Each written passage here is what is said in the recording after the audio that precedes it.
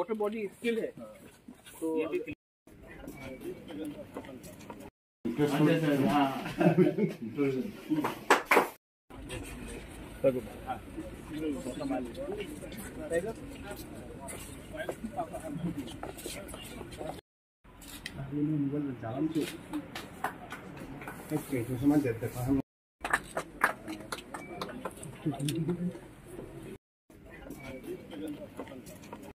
On the occasion of त्रिंग हमने यहाँ में टूरिस्ट कॉटेजेस हमने इनॉग्रेट किया है।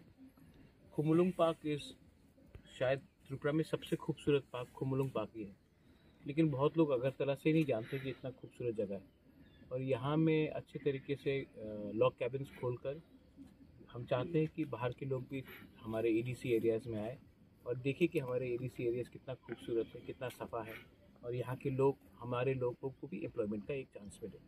क्योंकि अगर यहाँ में हम टूरिस्ट कॉटेजेस खोलेंगे तो अपना लोकल फूड, अपना लोकल लोगों को एम्प्लॉयमेंट, और जो बाहर के लोग पैसा सब पूरा इंडिया में कमाते हैं, खुमुलुंग में आकर एडीसी एरिया में आकर अगर खर्चा करेंगे तो हमारे लोगों के लिए फ़ायदा होगा।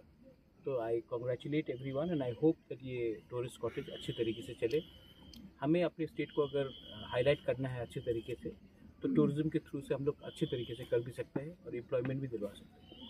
सो I wish everyone the very best. Thank you.